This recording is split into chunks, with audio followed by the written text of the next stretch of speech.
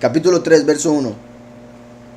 Shlomo estableció parentesco con el faraón, rey de Egipto. Ahí se desarmó todo. Sí. Recuerdan, bueno, el verso anterior mencionó que ya confirmó en manos de Shlomo el reino. Yahweh. Hasta ese momento ha hecho todo perfecto. Pero aquí se desarma. Se empieza a desarmar porque se casa con la hija del rey de Egipto. Su misión o su pensamiento era para traer paz entre Israel y Egipto. Al tener matrimonio con una hija del rey de Egipto, era como si hubiese un matrimonio entre Israel y Egipto, lo cual es negativo, ¿verdad? Yahweh le dijo a David, al pueblo, nunca vuelvan a Egipto. En cierta forma, el hacer esta conexión es como volver a Egipto, porque tras de eso ya vino con ídolos egipcios que Shlomo aceptó, ¿verdad? Fue la hija del faraón la que principalmente provocó la desviación de Shlomo. Tuvo 999 otras mujeres, tuvieron algo que ver, pero esta egipcia fue clave y fue la que trajo a Shlomo el sello de Salomón, el sello se dice que se lo dio el Todopoderoso. Es que hay dos cosas, una que se le dio un anillo, que el Todopoderoso a través de un ángel le envió un anillo para que controlara espíritus, ángeles, demonios. Pero en lo que respecta a esta mujer, de ella vino el talismán de Saturno, que utilizaría Salomón. Salomón empezó a adorar a Saturno a través de ese talismán, y el talismán curiosamente es la estrella de 6 picos, que hoy en día se conoce como la estrella de David. No, David nunca la usó, Salomón fue el que la usó, y por su influencia negativa, aquí como la vemos. Shlomo estableció parentesco con el faraón, rey de Egipto, pues tomó a la hija del faraón y la trajo a la ciudad de David, mientras acababa de edificar su casa, la casa de Yahweh, y los muros en torno a Jerusalén. Hasta entonces el pueblo sacrificaba en los lugares altos, porque en aquellos tiempos no había aún casa edificada al nombre de Yahweh. Vean cómo no dice casa edificada a Yahweh, sino casa edificada al nombre, porque es el nombre el que descendería a habitar en la casa, la presencia de Mashiach. Y por eso Mashiach dijo, destruyan el templo y yo lo levanto en 3 días, porque estaba hablando de su propio cuerpo. Y por eso él dijo también, yo vengo en nombre de mi Padre y no me recibes. Cuando no venga en su propio nombre, él van a recibir, porque Yahushua es el templo y vino en nombre del Padre, porque la casa fue hecha para su nombre. Mashiach fue hecho para darle su nombre, el nombre de autoridad. Aquí hay 2 comentarios. Dice, el matrimonio de un rey con una princesa extranjera era una forma bastante frecuente de establecer alianzas políticas con otros reinos. Aquí dice, los lugares altos eran elevaciones naturales o artificiales donde los cananeos rendían culto a sus Elohim. Muchas de ellas fueron luego transformadas por los Yisraelim en lugares de culto a Yahweh, y a raíz de esto se introdujeron en Israel ritos y otras prácticas religiosas incompatibles con la verdadera fe, las cuales fueron severamente condenadas por los profetas en tiempos del rey Ezequías y sobre todo en los del rey Josías. Fueron destruidos muchos de estos lugares altos. Paralelamente a este movimiento, el templo de Jerusalén era considerado cada vez más como el único lugar de culto legítimo. Entonces, lugares altos básicamente es donde viene la palabra altares, ¿verdad? Un altar es algo que está puesto alto. Entonces, los lugares altos era donde iban en ese tiempo, porque todavía no se había construido casa al nombre de Yahweh. Eso hace alusión a los 2000 años pasados de apostasía, en los cuales la gente ha ido a lugares altos, doctrinas falsas, iglesias habidas y por las religiones, montones que hay, porque todavía no se había construido la congregación con el nombre, un grupo de gente en su nombre. ¿Sí me explico? Porque es la congregación la que es el templo, el cuerpo, y era para su nombre. Cualquier otra congregación o cualquier iglesia que exista en otro nombre es un lugar alto que antes estaba puesto para falsos Elohim y que ellos han tratado de modificar para el verdadero, pero sigue siendo falso porque tienen un nombre que no es, y prácticas de idolatría. ¿Sí me explico? Entonces los lugares altos representan las iglesias falsas, doctrinas falsas. Por más que van a adorar, a servir, no saben a quién están sirviendo. Entonces, también vean cómo está mencionando eso cuando menciona lo de la hija del faraón, ¿verdad? Shlomo se casó con la hija del faraón, la gente adoraba en lugares altos. Los lugares altos aquí en hebreo aparece como sí, Bamá. ¿Se acuerdan cómo los lugares altos de Baal se llamaban Bamot Baal? Bueno, aquí Bamot sería el plural, por si algo.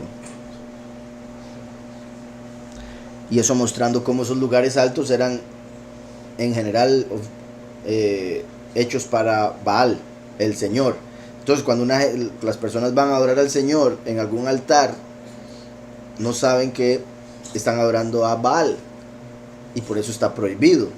Y uno debe adorar a Yahweh en su casa, que es donde esté su nombre, y siendo su casa no el edificio sino las personas. Hasta entonces el pueblo sacrificaba en los lugares altos, porque en aquellos tiempos no había aún casa edificada al nombre de Yahweh. Pero Shlomo amó a Yahweh y anduvo en los estatutos de su padre David. Recuerdan que Shlomo, el nombre que le había dado Yahweh, era amado por Yahweh. En qué hermoso, aquí vemos también Shlomo amó a Yahweh. Y anduvo en los estatutos de su padre David, solamente sacrificaba y quemaba incienso en los lugares altos. Solamente, verá, eso se podría ver como lo único malo que hacía era que sacrificaba en esos lugares. Aunque obviamente también se puede ver como no había templo, y solo eso le quedaba. Y solo pasaba haciendo eso. Solamente sacrificaba y quemaba incienso en los lugares altos. Dice aquí, un comentario, en tiempos de Salomón todavía no se había tomado conciencia del peligro que significaba para la religión de Israel la presencia de estos lugares altos. Dice, iba el rey a Gabaón, porque aquel era un lugar alto principal, y sacrificaba allí 1000 holocaustos, sacrificaba Shlomo sobre aquel altar. Usted se imagina lo que duraba haciendo esos sacrificios y el montón de sangre que podía salir de ahí. Dice aquí, la cita 1000 es una hipérbole o exageración intencional. Eso es un comentario, ¿verdad? Porque si Yahweh quiere, sí puede haber sacrificado 1000, y sí lo sabían. Pero bueno, aquí dicen que era una hipérbole, que pone de relieve la piedad de Shlomo, la gran cantidad de sacrificios ofrecidos en aquella fiesta. Iba el rey a Gabaón, porque aquel era el lugar alto principal, y sacrificaba allí 1000 holocaustos, sacrificaba Shlomo sobre aquel altar. En Gabaón se le apareció en sueños Yahweh a Shlomo una noche, y le dijo Elohim, pide lo que quieras que yo te dé. Esto es poderosísimo. Y sorprendente que en sueños, por el hecho de que uno en sueños a veces anda muy en otras, ni se da cuenta de lo que está haciendo, diciendo, pero como les he dicho, eso tiene mucho que ver también con la lejanía que pueda tener uno de, digamos, entre uno más cerca esté del Padre, más purificado esté, mejor se va a comportar en los sueños. Aunque no esté esa parte elevada que le ayuda a uno a mantenerse, ¿verdad? Como a mantenerse firme en los mandamientos. Y lo digo porque hay veces donde suceden cosas en los sueños que uno no haría en la realidad estando despierto, pero es por esa parte de la conciencia. En Gabaón se le apareció en sueño de Yahweh a Shlomo una noche, y le dijo Elohim, pide lo que quieras que yo te dé. Shlomo le respondió, tú has tenido gran misericordia con tu siervo David, mi padre, porque él anduvo delante de ti en verdad, en justicia y rectitud de corazón para contigo. Tú le has reservado esta tu gran misericordia al darle un hijo que se sentara en su trono, como sucede en este día. Ahora pues, Yahweh, Elohim mío, Elohai, tú me has hecho rey a mí, tu siervo, en lugar de David mi padre. Yo soy joven y no sé cómo entrar ni salir. Tu siervo está en medio de tu pueblo, el que tú escogiste, un pueblo grande que no se puede contar por su multitud incalculable. Concede pues a tu siervo un corazón que entienda para juzgar a tu pueblo y discernir entre lo bueno y lo malo, pues ¿quién podrá gobernar a este pueblo tuyo tan grande? Entonces, esa fue la petición de Shlomo, súper inteligente. O sea, la mejor que pudo haber hecho, la mejor forma que pudo haber hablado. Por ende, de ahí podemos agarrar ejemplo también de qué pedirle, cómo pedirlo. Dice entonces: tú has tenido gran misericordia con tu siervo David mi padre, porque él anduvo delante de ti en verdad, en justicia, en rectitud de corazón para contigo. Que verdad se puede ver como el último hablando del primero. Tú has tenido gran misericordia con tu siervo David mi padre, porque él anduvo, en el caso de Yahushua, él es el camino, la verdad, la justicia y la rectitud, puesto que nunca pecó. Dice: tú le has reservado esta tu gran misericordia al darle un hijo que se sentara en su trono, como sucede en este día, ¿verdad? La rama de David en el fin de los tiempos, el último que viene como trono. Ahora pues, Yahweh Elohim, tú me has hecho rey a mí, tu siervo, en lugar de David mi padre. Yo soy joven y no sé cómo entrar ni salir. Vean, Noki Nahar.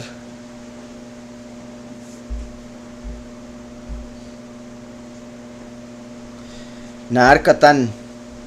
Perdón, Nahar Catón. Joven pequeño.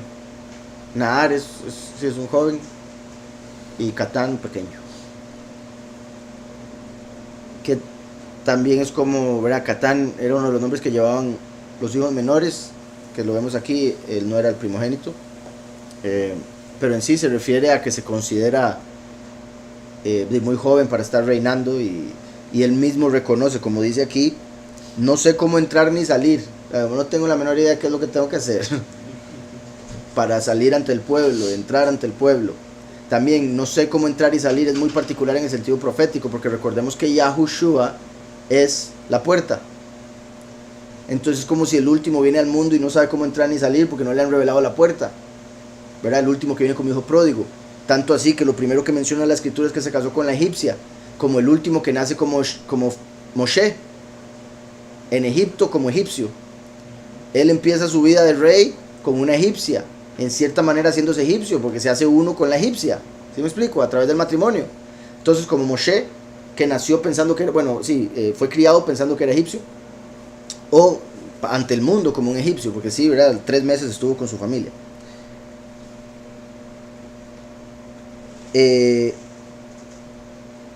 Además de que estuvo la niñez, criado por su mamá, pero que la habían contratado como si fuera una sierva, ¿verdad? O sea, como si fuera la nana, pero era la verdadera mamá.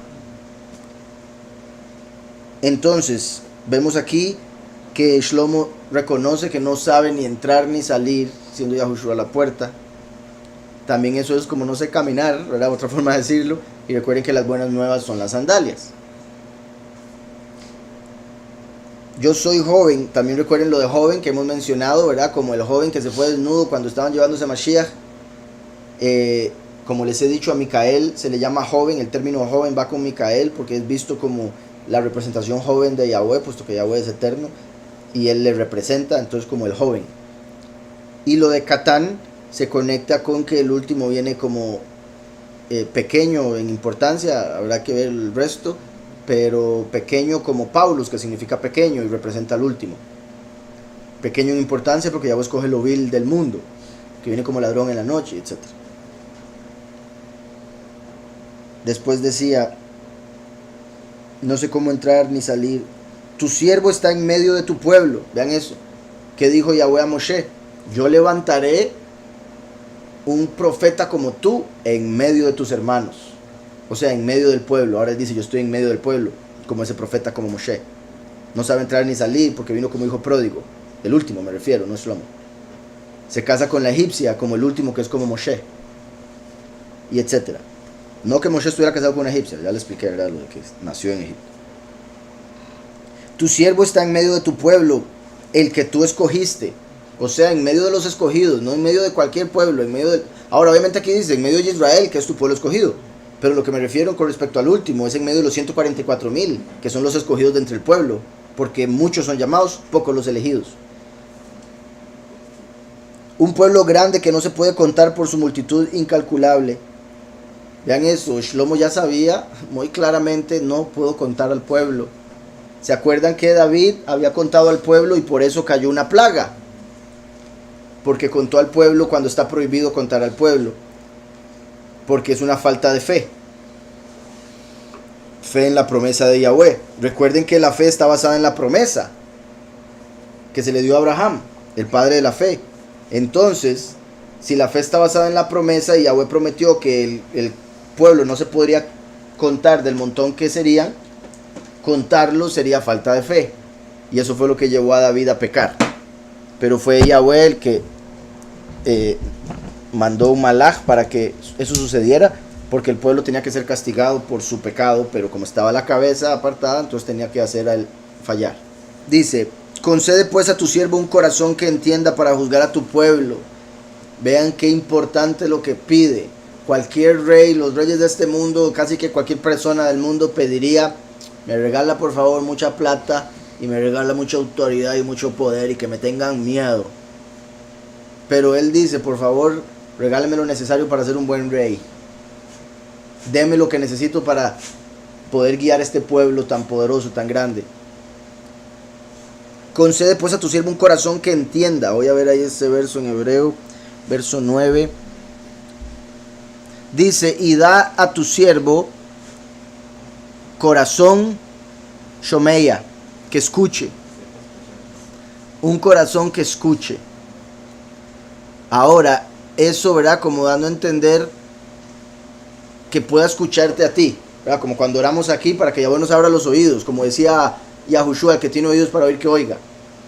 Entonces, dame un corazón que escuche, que repito, es como diciendo que te escuche, que pueda saber qué es lo que quieres, que sepa siempre cómo actuar, pero por otro lado también que escuche al pueblo, ¿verdad? Para hacer lo que el pueblo necesita, lo que el pueblo quiere, no, obviamente según la voluntad de Yahweh. Dice: para juzgar a tu pueblo, ¿verdad? Un corazón que escuche para juzgar a tu pueblo, que escuche a Yahweh para saber cómo juzgarles, y que escuche al pueblo para juzgar correctamente. A los reyes les vale el pueblo, tristemente, en general, y les vale al final hacer justicia. Shlomo sí quería ser justo, entonces decía que los escuche, porque para poder ser justo hay que escuchar ambas partes. Para juzgar a tu pueblo. Después dice: Lehavin Beintov Lerra.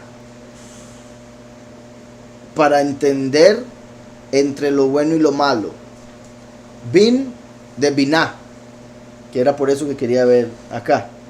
Porque Binah es entendimiento. Por eso las Binah, voy a entender qué está pasando allá afuera. Binah es entendimiento, Jogma es sabiduría. Recuerdan los dos pilares, que empieza el primero con sabiduría, y eso es Yahushua. El último con entendimiento, eso es Binah. Entonces vean qué particular que aquí, aunque sabemos Shlomo fue el hombre más sabio, se le dio toda la sabiduría, pero vean que aquí la palabra que está utilizando es dame entendimiento. ¿Y para qué? Para saber entre lo que es bueno y lo que es malo. Entonces vean cómo está conectando el árbol del conocimiento del bien y el mal con el entendimiento. Por ende, el árbol de la vida con la sabiduría. Eso espero esté claro, que es muy importante, porque recuerden que Yahushua vino como el árbol de la vida al ser colgado de un árbol, y nosotros comemos de él a través de nuestra fe para recibir vida eterna. El último viene como el árbol del conocimiento del bueno. Por eso viene con el entendimiento, así como el primero con la sabiduría. Entonces aquí le está pidiendo: dame entendimiento para saber lo que es bueno y lo que es malo, que es lo que Yahweh le da al último, y por eso el último también tiene que venir como hijo pródigo, para haber entendido lo que es malo y por qué no se hace y demás. Obviamente Yahushua también sabe, pero como siempre digo, una cosa es saber y otra cosa, saber que el fuego quema, y otra cosa es quemarse con el fuego y decir: uy, mira qué feo lo que es quemarse. Ya sabía, pero no entendía.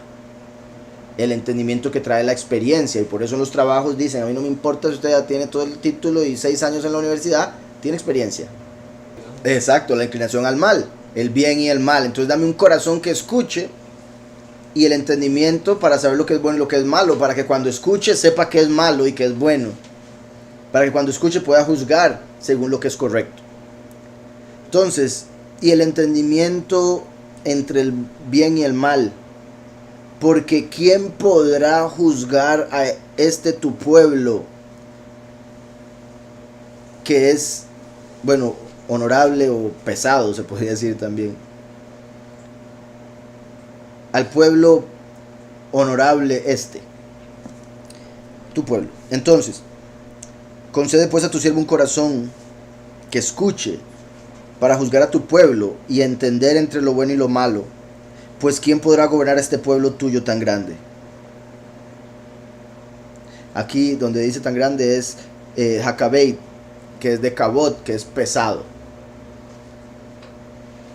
Entonces está hablando de grande en estima, más que grande en número. Al menos en esta parte, porque ya después había dicho incalculable, ¿verdad? Dice el verso 10. Al soberano le agradó, quiero ver si dice ya vos.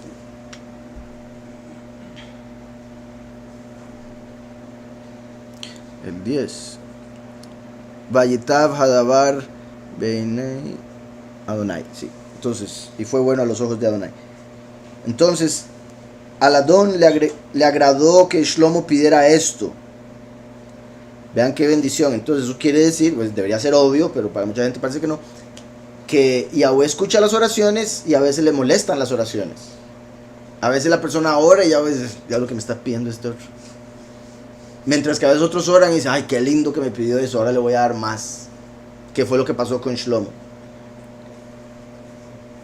Al soberano le agradó que Shlomo pidiera esto y le dijo Elohim, porque has demandado esto y no pediste para ti muchos días, ni pediste para ti riquezas, ni pediste la vida de tus enemigos, sino que demandaste para ti inteligencia para oír juicio, voy a orar conforme a tus palabras.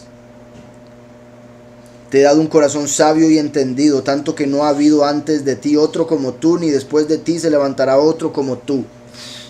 ¿Se imagina qué bendición que le digan eso? Qué poder. Saber que nadie más delante de Dios ya después va. Ahora, obviamente, Yahushua tiene más sabiduría que Shlomo, ¿verdad? Eso debería ser obvio. Ahora, algunos dirían, es contradicción entonces, porque dijo que ninguno después de él. Pero recordemos que Yahushua vino como el postrer Adán.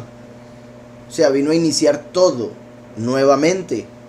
Entonces, con Yahushua volvió a empezar todo y por ende, antitos de él se acabó el tiempo del mundo anterior al que se refería aquí Yahweh al hablar con Shlomo.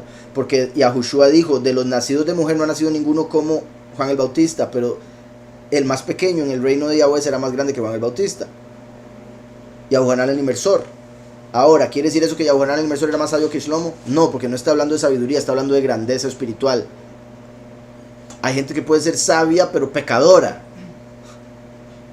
Hay otros que utilizan la sabiduría correctamente, entonces hacen las cosas bien y se mantienen apartados y quizás no sean más sabios que Shlomo, pero a través de utilizar otras cosas como entendimiento, conocimiento, que están aparte de la sabiduría, puede llegar a ser más elevado, como fue Juan el Bautista. Pero Yahushua dice, el pequeño en el reino de Yahweh será más grande que Juan el Bautista. Todo vuelve a empezar con Yahushua. Entonces, Shlomo fue el más sabio de los primeros 4000 años. Recuerden que Olam en hebreo, que algunos lo traducen o comúnmente lo traducen como eternidad, significa mundo, también, mundo. Y viene de Elem, que es escondido, oculto. En sí, Olam hace alusión como a un tiempo determinado en el que hasta se podría decir que Yahweh tiene escondido cuál es ese tiempo determinado, o sea, si son 4000, 5000, 6000, 10000, etc. Pero es un tiempo determinado en el que pasaría un mundo de cosas. Los primeros 4000 años fueron un mundo. De hecho, se puede separar esos dos en dos mundos, porque primero reinó la muerte y después reinó la ley y los profetas. ¿Estamos?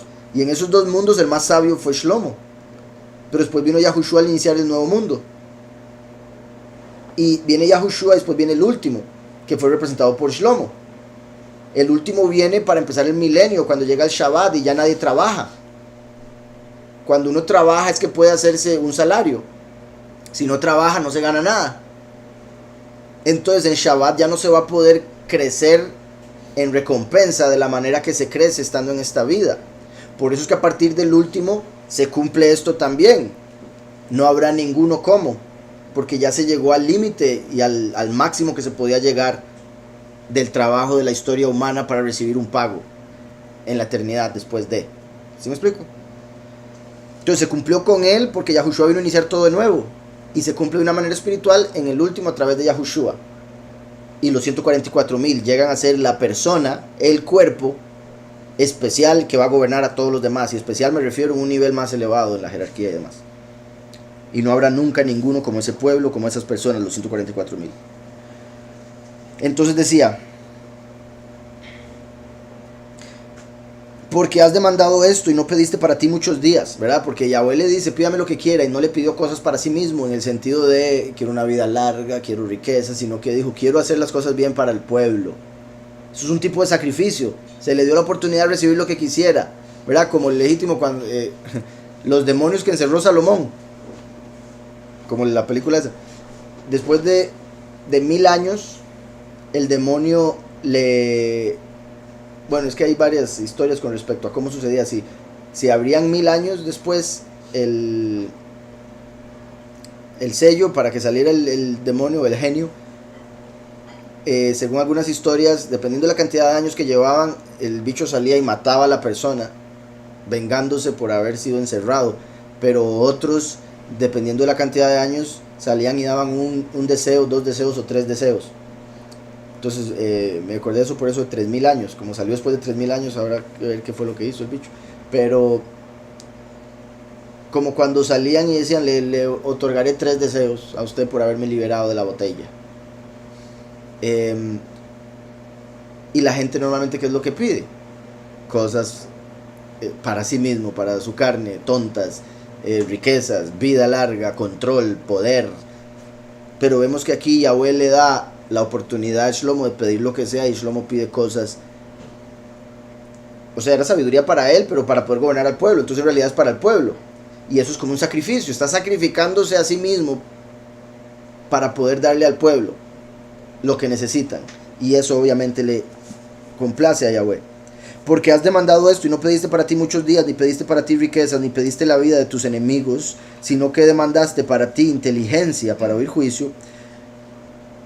Voy a orar conforme a tus palabras. Te he dado un corazón sabio y entendido. Te he dado un corazón sabio y entendido. He aquí, te he dado a ti corazón jajam, sabio. Ahí ya incluye la jogma, la sabiduría, y de primero. Jajam, benabom, y entendido. Qué curioso, Nabón no es lo mismo por si algo, pero tiene esas 2 primeras letras como de Naví, que es profeta. Dice que como tú, no ha habido antes de ti ni después de ti se levantará como tú alguien. También es interesante porque le dice alguien como tú. Se puede levantar alguien con la misma sabiduría, pero que sea diferente que él en otras cosas. Y ya no sería como él. Pero bueno. Te he dado un corazón sabio y entendido, tanto que no ha habido antes de ti otro como tú, ni después de ti se levantará otro como tú. También te he dado las cosas que no pediste. Esa es la clave, qué hermoso. ¿Se imagina? También te he dado las cosas que no pediste, riquezas y estima, de tal manera que entre los reyes ninguno haya como tú en todos tus días. Vean que ahí sí le dicen todos tus días. O sea, una vez que muriese él, ya podría venir un rey que tuviese una estima similar. Y también es interesante lo que se habla de Shlomo. Les recomiendo, si en algún lugar, si quieren leer algo, tal vez busquen del trono de Shlomo. El trono que se hizo Shlomo fue el trono más sorprendente que pudo haber, y me parece, tampoco es que he estudiado otros tronos, pero por la forma en que lo explican y la forma en que los reyes que vinieron después trataron de obtenerlo, porque se dice, ¿verdad?, el mismo Alejandro Magno y otros que buscaron conseguir el trono que tenía Shlomo para ellos mismos, pero cada vez iba perdiendo partes, porque era un trono gigante, con ruedas y animales y gradas, que cuando la persona iba, el rey iba subiendo, los animales que estaban al lado se inclinaban. Había mecanismos que hacían que cada vez que ponía un paso se inclinaban los que venían, y así. Águilas que daban vueltas. Dieron un montón de características sorprendentes que uno no se puede imaginar, porque uno se imagina un trono como una simple silla dorada o algo así, ¿verdad? con rojo donde se sienta, algo así. Pero el trono de Shlomo era sorprendente, todo lo que tenía, y era como una representación de eso, de las 4 criaturas que rodean el trono, ¿verdad? Por eso, como dije, leones, águilas, habían otros animales. Exacto, ¿verdad? Buscad el reino de Yahweh y su justicia, y todas estas cosas serán añadidas. Él buscó que Yahweh le diese juicio. Buscad a Yahweh y su justicia, y todo será añadido. Entonces aquí le añadió esto, buen punto. Sí, cuando llegó la reina de Shabá, que vio al Cohen Gadol, ella pensó que era el rey, de lo sorprendente que se vestían los sacerdotes. Y bueno, en sí, todos los siervos de Shlomo eran sorprendentes. Entonces, dice, también te he dado las cosas que no pediste, riquezas y estima, de tal manera que entre los reyes ninguno haya como tú en todos tus días.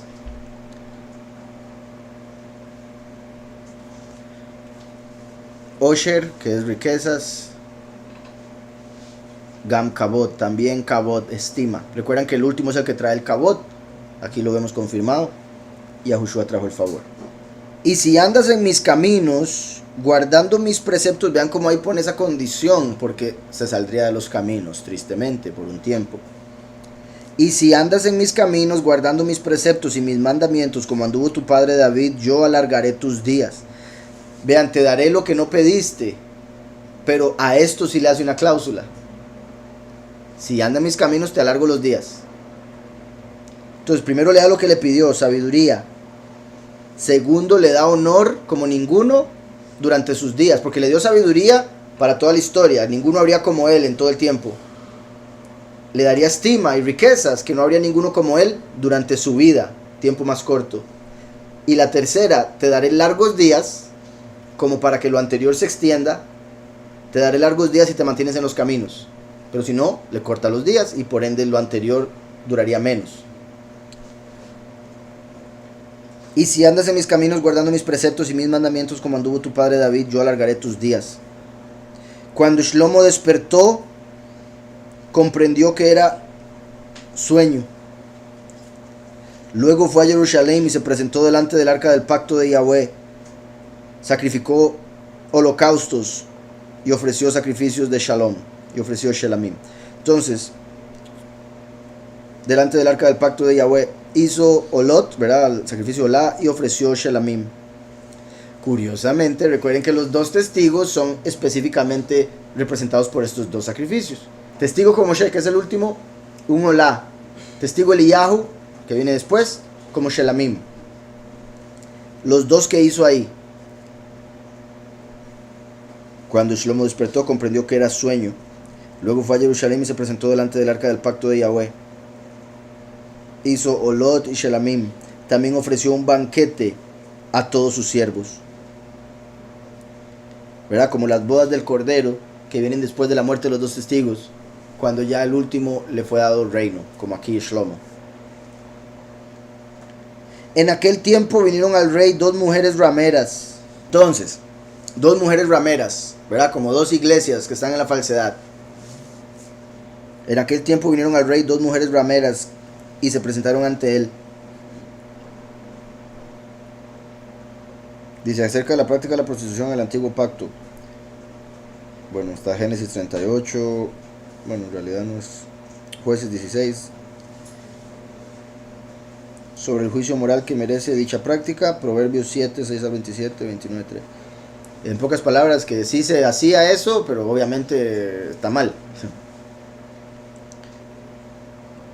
En aquel tiempo vinieron al rey 2 mujeres rameras y se presentaron ante él. Una de ellas dijo: ¡Ah, soberano mío! Yo y esta mujer habitábamos en una misma casa, la católica y la cristiana. Y yo di a luz estando con ella en la casa. Aconteció que al tercer día de dar yo a luz, esta dio a luz también. Al tercer día de dar yo a luz, esta dio a luz también. ¿Verdad? Como siempre, el tercer día que se conecta con los días que estuvo Mashiach en la tumba, y se puede conectar, ¿verdad? Por ejemplo, la Iglesia Católica empezó hace, bueno, el 450 fue cuando ya se hizo la religión legal ahí en Roma, pero desde hacía un poco antes ya se estaba ahí haciendo la mezcla. En sí, como si fueran los últimos 2000 años, la Iglesia Católica, cerrando con los 2000 años, llega Lutero y hace la reforma y empieza la cristiana, de lo cual viene eventualmente y salen los pocos, no solo de la cristiana, también de la católica tienen que salir pocos, pero me refiero, ¿verdad? Por hacer la comparación aquí, como católicos y cristianos, que son los principales de los últimos 2000 años, es mi punto, como viviendo juntos en el mundo. La católica da luz a la falsedad, de la otra viene el que sería hijo pródigo, que va a recibir la verdad, pero después de salir de la cristiana, por si algo, ¿verdad? Entonces siguen siendo hijos de ramera, es mi punto. Dos cosas que han salido de estas dos iglesias que vivieron juntas, siendo rameras. Aconteció que al tercer día, que eso también, como decía, el tercer día, desde que Mashiach vino, viene siendo el milenio, cuando ya empieza el Shabbat milenial, que ahí es cuando ya el último nació. ¿Se acuerdan? Apocalipsis 12, que nació el hijo varón que va a regir las naciones con vara de hierro.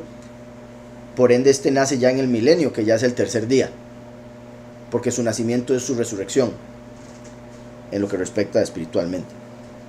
Aconteció que al tercer día de dar yo a luz, esta dio a luz también, y habitábamos nosotras juntas. Ningún extraño estaba en la casa, fuera de nosotras dos.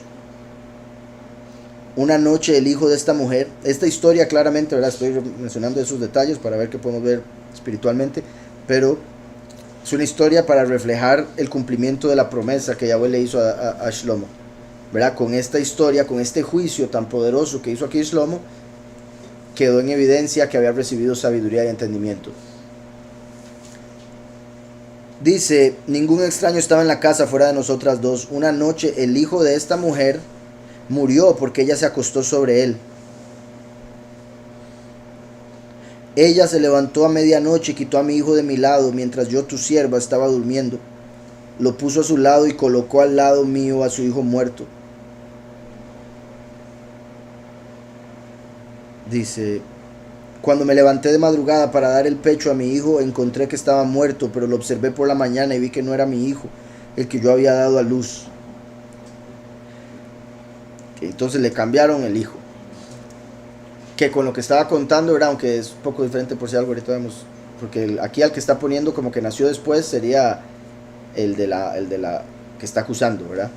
Y dice lo cambió, que es curioso porque la iglesia falsa, la gran ramera, cambia al hijo de Yahweh por el de ella, el falso, Jesús, la imagen falsa. De hecho, en ese aspecto, ahora que lo pienso, tiene más sentido, porque Yahushua como tal nació hace 2000 años, y ahora para el tercer día la ramera va a traer al falso Mesías y va a decir, este es el hijo mío, este es el hijo del Todopoderoso, pero en realidad es la muerte o el muerto, el hijo muerto.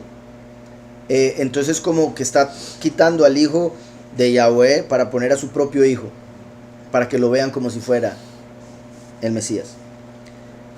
Ella se levantó a medianoche y quitó a mi hijo de mi lado mientras yo, tu sierva, estaba durmiendo. Lo puso al lado y colocó al lado mío a su hijo muerto. ¿Usted se imagina qué feo levantarse y ver al niño muerto? Pero de repente darse cuenta que no es el de uno. Sí, que espantoso todo. O sea, levantarse con un niño muerto a la par, pensar que es el de uno, y después darse cuenta que no es el de uno y que la otra está diciendo que sí es el de uno. ¿Usted se imagina? Pero no, ese es el mío. Vean, el lunar aquí que tenía, yo me acuerdo. O sea, qué descaro de mujer llegar de noche y cambiar el güey la de silla como si nada. Dice, cuando me levanté de madrugada para dar el pecho a mi hijo, encontré que estaba muerto, pero lo observé por la mañana y vi que no era mi hijo, el que yo había dado a luz. Entonces la otra mujer, y vean también, lo observé por la mañana. O sea, en la madrugada era muy oscuro, entonces no se pudo dar cuenta que no era el de ella, siguió pensando que era el de ella, y con eso me refiero a que estamos en la noche espiritual y mucha gente piensa que Jesús es el de ellos. Y no se han dado cuenta que no, que se los cambiaron. ¿Sí me explico? Y se van a dar cuenta muy tarde cuando ya es de día, en el sentido de que ya tuvieron que morir y resucitar. Pero lo observé por la mañana y vi que no era mi hijo el que yo había dado a luz. Entonces la otra mujer dijo, no, mi hijo es el que vive y tu hijo es el que ha muerto. No, tu hijo es el muerto y mi hijo es el que vive, volvió a decir la otra. Así discutían delante del rey. El rey entonces dijo, esta afirma, mi hijo es el que vive y tu hijo es el que ha muerto. La otra dice, no, el tuyo es el muerto y mi hijo es el que vive. Así están las iglesias hoy en día. Y añadió el rey, traedme una espada. Y trajeron al rey una espada. Qué curioso, porque la espada de Yahweh es la escritura. Bueno, es la palabra de Yahweh, que es el Hijo. Pero Yahushua, que es la palabra de Yahweh, fue quien inspiró toda la escritura. Es la escritura, la espada, la que nos dice quién es el Hijo. Es la escritura la que determina quién es el verdadero Mesías. Entonces, como si Shlomo estuviera diciendo, trágame la escritura, vamos a ver quién es el verdadero Mesías. Eso es lo que la gente debería hacer. En vez de decir, no, es que ya le tengo mucho cariño a Jesús, ¿cómo me lo va a cambiar? ¿Qué es lo que pasa? No, es que ya estoy con Jesús, usted no me lo puede cambiar por otra. Es como, no, ya me encariñé con este bebé, aunque no es el mío. ¿Sí me explico? Es completamente ilógico. Entonces, como que dicen, no, yo no me voy a fijar en la escritura, no, yo ya sé lo que sé, no voy a aprender más, no me da la gana, no me interesa, el conocimiento no es necesario, etcétera, etcétera. Mientras que otros dirán, ok, páseme la escritura, a ver, tráigame la espada, para darme cuenta a través de esto quién es el verdadero Hijo. Entonces dice, traedme una espada, y trajeron al rey una espada. Enseguida el rey dijo, partid en dos al niño vivo, y dad la mitad a la una y la otra mitad a la otra. Qué poderoso. Yo me imagino, ¿verdad? Me imagino todo el mundo diciendo, se volvió loco Shlomo. Lo perdimos, ¿cómo se le ocurre? Sin entender lo que estaba planeando. Que esto es clave también, como que mucha gente juzga a Yahweh como malo o tonto porque no entiende su sabiduría. No entiende por qué está escrito lo que está escrito como está escrito. Traedme una espada, y trajeron al rey una espada. Enseguida el rey dijo, partid en dos al niño vivo, y dad la mitad a la una y la otra mitad a la otra. Entonces la mujer de quien era el hijo vivo, que vean, también es curioso, no ha dicho cuál de las dos en sí, uno queda, porque estaba una diciendo lo mismo, las dos estaban diciendo lo mismo. Y lo digo por el hecho de la analogía que estaba haciendo ahora al principio, con el primero y el último, en cierta manera se puede ver como ambas. O sea, de las dos maneras que lo mencioné. Entonces la mujer de quien era el hijo vivo habló al rey, porque sus entrañas se le conmovieron por su hijo. Y le dijo, soberano mío, dad a esta el niño vivo y no lo matéis. ¿Verdad? Que es poderoso. Ahí él pudo ver, obviamente, esta es la verdadera madre. Porque él está pensando en la vida del niño. Está pensando en el amor que tiene por el niño. No lo quiere ver morir. Prefiere verlo vivir en otra casa, vivir con otra mujer, en el sentido de que piense que otra es su madre. Prefiero que sea adoptado a que se muera. Sería mucho mejor. La otra, que fue la que perdió el hijo, le vale. Porque ya perdió a su hijo y lo que no quiere es que nadie más tenga hijos. Porque si ella no puede tener, nadie puede tener. ¿Verdad? Legítima maldad de la carne. Soberano mío, da a esta el niño vivo y no lo matéis. Ni a mí ni a ti, partidlo, dijo la otra. Ay, qué bien mala. Le dijo, no, ni a usted ni a mí. Sí, pártalo, Shlomo, pártalo. Obviamente se cantó. Ella lo que quería era muerte. No quería a su compañera de trabajo. Y le valía al niño. Entonces dice, ni a mí ni a ti, partidlo, dijo la otra. Eso es la gran ramera. Eran dos rameras, pero una era gran ramera, ¿verdad? Por cómo se comportaba. La otra al menos sí tenía amor por el hijo, que eso es clave, como los muchos. No saben con quién están, pero tienen amor por el hijo. Y prefieren morir. Ellas, por decirlo así, en el sentido de a ponerse la marca de la bestia y quedar con el otro. Mientras que la gran ramera es la que dice, no, yo quiero muerte, me vale, de por sí ni me interesa el hijo. Que mueran todos. Ni a mí ni a ti, partidlo, dijo la otra. Entonces el rey respondió, entregad a aquella el niño vivo, y no lo matéis, ella es su madre. Todo Israel oyó aquel juicio que había pronunciado el rey, y temieron al rey, pues vieron que Elohim le había dado sabiduría para juzgar. Y ahí termina ese capítulo. ¿Verdad? Qué poderoso ese juicio. Y eso, repito, fue para reflejar lo de la promesa anterior, pero también se cumple con la iglesia cristiana y la iglesia católica. Las dos rameras que se van a separar entre los que se van a ir al fuego y los muchos que van a morir y resucitar. O sea, los muchos partidos en dos. Eran las dos rameras. Que les cambiaron el hijo A una lo que le vale, lo que quiere es muerte, la otra sí ama tanto al hijo que está dispuesta a dejarlo ir, que eso sería como entregar su vida antes que seguir en la mentira con el que no es. Así es, Janet dice, qué curioso que dice el reino de David y no dice mi reino. Exactamente, Janet.